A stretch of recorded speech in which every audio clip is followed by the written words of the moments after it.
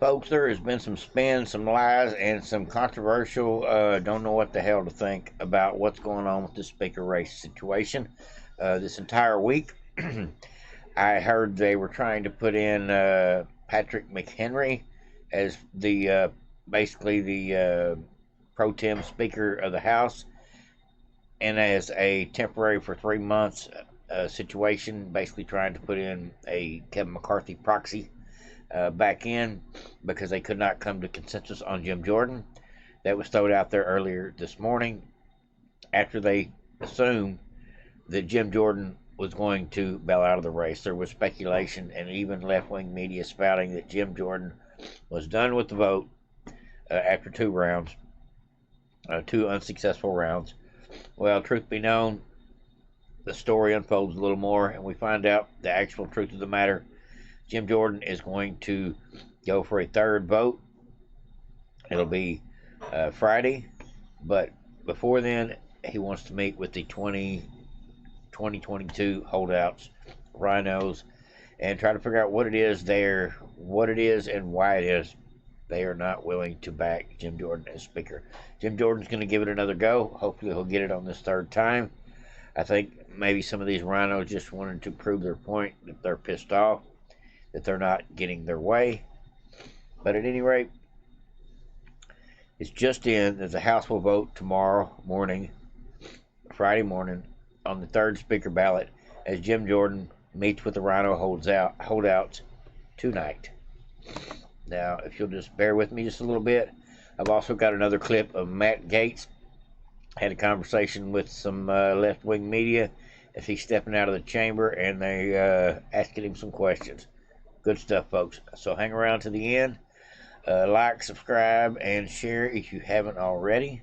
It says the House on Friday morning on the third Speaker ballot will hold the House will hold a Speaker vote on Friday morning on the third Speaker ballot at 10 a.m. Chairman Jim Jordan so far has failed to secure the 217 votes to win with the gavel.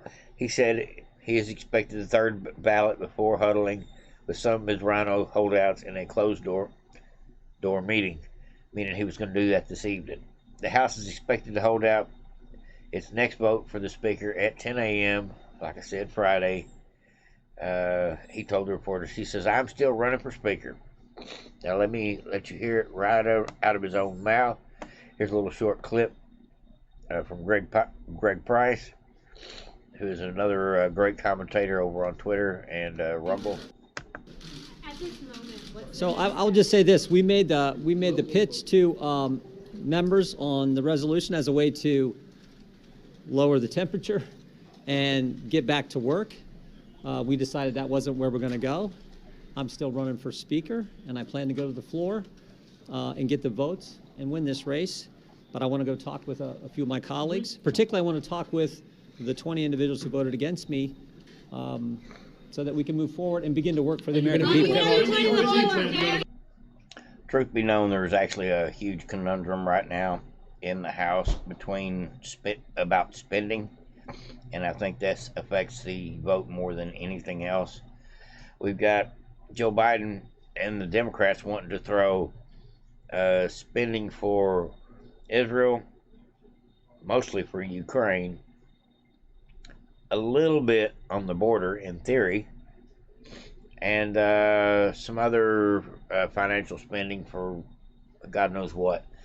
It's obviously about money at this point. But at any rate, let me go ahead and let you know Jim Jordan is not done. He is doing some haggling, some deal making, and trying to figure out what he needs to do to get to that magic number, which is 217. And as Matt Gaetz steps out of the chambers today, he has a fiery conversation with none other than a CNN reporter, and I love it. I love to see this stuff. Love to share this stuff. Says, apologize for the sniffles, folks. I got allergies this week. Says Matt Gaetz has been taking a lot of heat from the rhinos in Congress. He's been unable to come up with unable to come to a consensus and elect Representative Jim Jordan as our next Speaker of the House, and a lot of people are blaming Matt for all this stuff happening. I don't blame Matt, no matter how this turns out. I think Matt was trying to do the right thing, and that's all I can say about that. It says many in Congress and the media have blamed the firebrand lawmaker for not having a plan to replace the former Speaker of the House, which I agree he should have had a plan. But getting rid of McCarthy, considering McCarthy was not actually doing a whole lot of anything to help the Republicans, he was actually playing both sides. So, and he wasn't actually getting the subpoenas we needed to subpoena people like Hunter Biden. So he was slow walking everything he could, doing his best to keep Nancy Pelosi appeased, and anybody's got to be better than that. And so at this point, I'm not mad at the situation, even for as long as we've been without a speaker. I'm hoping that this all gets resolved and we get somebody better in there, better than McCarthy. I'm praying for Jim Jordan, folks. Hopefully we'll get there. We'll see what kind of concessions it takes to get him there. At any rate, it probably will be worth it. So we'll have to see how that goes. Gaetz responded to a comment today. It says, many in Congress and the media have blamed the firebrand lawmaker for not having a plan, like I said. It says, Gaetz' response to the C-SPAN when he was asked, what do you think about the resolution to empower the temporary Speaker of the House? And his answer was fire. He was talking about Patrick McHenry, the pro tem. Didn't go too well. Check it out, folks. Sir, what do you think about this resolution to empower McHenry? I think that I'm against Speaker Light. I'm against Bud Light. I believe it is a constitutional desecration to not elect a Speaker of the House. We need to stay here until we elect a Speaker. And if someone can't get the votes, we need to go on to the next person. But twisting and torturing the Constitution to empower a temporary Speaker is having a Speaker Light that is not constitutionally contemplated, is deeply infirm, and I will do everything possible to stop it. Great job, Matt. I just like Matt Gaetz so much. He's actually one of my favorite politicians just because he stands on his own moral backbone. Says, we were shaken up in Washington, D.C. We're breaking the fever. And you know what? It's messy. But the only reason people think we're in chaos in this town right now is because the special interests aren't in control anymore. And that's the fact of the matter. There's no doubt about what has happened over this last couple of weeks has been definitely a tumultuous time, a chaotic time in so many words. But truth be known, I think it's necessary sometimes to shake stuff up. Now let's go ahead and got two more little short video clips for you. This was the first rumor, or at least the first decision for Speaker or Jim Jordan to bail out of the Speaker race. They were trying to convince him that he shouldn't run. They were going to say, let's put in the pro tem instead. Then they found out there's enough people that will not back the pro tem that's not going to work either. So Jim Jordan obviously threw his hat back in the ring for a third vote. Out of this, you may not get Jim Jordan as Speaker. You may get someone more moderate. What did you actually get for leading this charge to push out Kevin McCarthy? We're shaking up Washington, D.C. We're breaking the fever. And you know what? It's messy. But the only reason people think there's chaos in this town right now is because the special interests aren't in control anymore. So I think we're going to have an upgrade at the position of Speaker of the House. For me, it was never about any one person.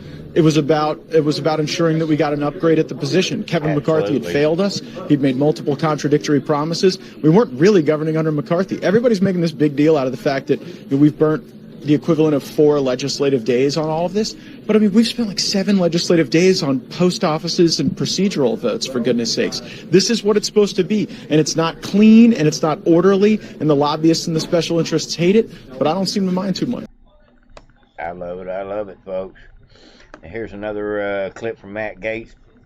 He had several things to say today, speaking to MSNBC as well. Went down the list, MSNBC, CNN, He talked to all the line Congressman, media is the propagandists resolution to hacks. empower McHenry dead at this point? Yeah, it won't be offered by Republicans based on Speaker-designate Jordan's announcement just moments ago, and I think that's a good thing. The House of Representatives needs a speaker, not a speaker light. I don't support using temporary powers for Mr. McHenry, and I'm glad that our arguments seem to be persuasive to our colleagues. But Jordan seemed to back this as his next strategy to give himself the time to cobble together more votes. I mean, this is something he's backed. Well, I like Jim Jordan. I'm voting for Jim Jordan, but I don't agree with him on every subject. And I certainly don't agree that what would be best for the House of Representatives is a temporary speaker pro tem. I think we need to elect a speaker.